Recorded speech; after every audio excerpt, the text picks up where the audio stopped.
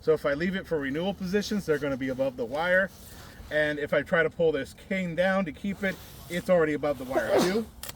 So I'm going to cut it back because I have other options. In an emergency situation, hey, maybe you'll have to use that and deal with the repercussions later. But we've got a lot of nice growth. Now this entire side over here is nice and low. So I've got two good options. So I'm going to get rid of that one that I left. Question. Yes. Yesterday, I forget whether it was you or someone else mentioned that when picking the fruiting cane for this year, the ones that were at the top of the canopy from last year may have more development of the buds. Yeah, so more light is better. So I never finished that. The overlarge growth generally gets oval. We call them shade canes. That ovalness is a sign of being a shade cane. The other thing that happens is notice how these buds look like mountains. It's almost like a giant volcano is sitting there. They're nice and big and tall. A shoot that developed in the shade is oval, but the other thing about it is the buds are flat. We call them shield buds because they look like a flat shield is being held there. Those buds are underdeveloped and probably won't grow. So But you're not noticing any no, of I these. mean, if you notice, all these buds on both of those canes over there are nice and tall. They're already starting to peak. They actually look like they're getting ready to break bud in a couple more weeks. Mm-hmm. If you look, this one you can start seeing the tomentum, the plant hair that's, we think it works as a, like a winter blanket to help protect the bud, but all the studies that have been done to try to prove that have not been conclusive, so we can't actually say that. All of the buds look good. They all look like they're breaking. It looks like all of this growth here is going to be very good. Okay, so unless the buds are flat, If the buds are flat, if the cane is oval, and if it's obviously down at the bottom, then you have to worry about that. okay. But both of these were up. You know, they're both decent size. I'm not really going to worry about either of those being a shade cane. Thanks. Now, remember we're trying to keep this plant as close as possible to this stake and below the wire. Both of these are below the wire, but if you notice, this one's farther back. If I were to leave two buds here, that means the shoot for next year would be a little bit farther out. So I'm actually going to leave these 1-2 buds here as my renewal. Why do you do the renewal first and then look for the cane second? Because the renewal is going to not just be next year's growth, but every following year's growth. Okay. That's going to be where your foundation for all following years is going to come from. So that's honestly the more important bud. The what's going to be this year's growth is obviously important. That's your profits for next year. Right. You leave a bad one down, you're not going to get good profit next year, but it's not going to follow forward as far. But this is still a nice shoot.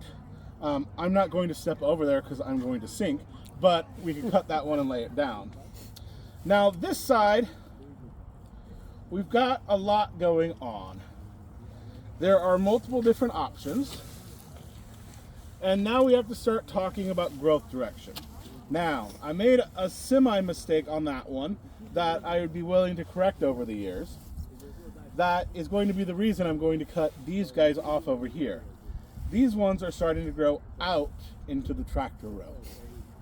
Now, obviously for 1 year, it's not a big deal. I can just take the growth out next year and work it laterally. But if I have options that are both in line with the fruiting wires, I'm going to keep those and take ones that are going out into the row away. That's sort of my last thing that I'm thinking about when I'm doing this because there's such renewal options. But for this one especially, I am going to take off because it is pointed directly out. This one, it's pointed out but not bad. And I like having more growth, so I'm actually going to leave it as 2 buds. That way, if this has a problem or if this has a problem, it gives me the option of bringing it back to the middle a little closer. Now it is a little high, and a professional pruner from up in Napa might come by and snip that off when they come through this vineyard. Who knows? But I'm going to leave that one. So that means you're leaving an additional 2 buds. I'm leaving an additional 2 bud spur because these are so dang undergrown that I can't stand it any longer. I want more growth up here. And then I'm going to have the same discussion that we had over here. This one is farther out and is a good shoot or good cane. This one is a little closer and is also a good cane. But because I want to leave a renewal position closer to the head, I'm going to leave that as my renewal and leave that as my fruiting. And then if I could walk around without sinking, I would cut both of those to 15. Well, actually, we're going to slurp our way back this direction and hopefully not sink. Even though 15 is the optimal for Thompson, you would do it. So 15 is the optimal for Thompson. This is not Thompson. And this is not high production. So what you really want to do is figure out where the halfway point is, which is probably right in here.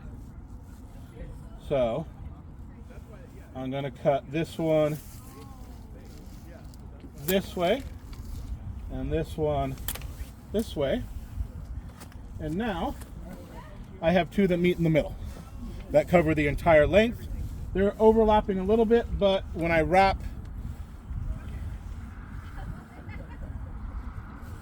take the thing out of your pocket before you put a thing into your pocket.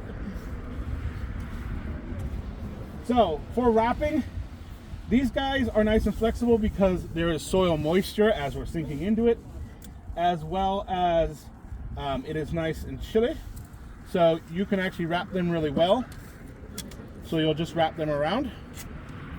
If you notice, I'm doing a little bit of pre-cracking. They will kind of sound like you're back in the morning. Hey, who brought pruning shears over here? Did anybody bring pruning shears? Nope. Okay. Oh.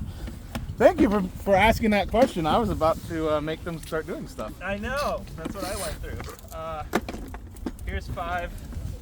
They're not the best ones, but they work just fine. So if you guys want to share these, you guys probably take turns using them.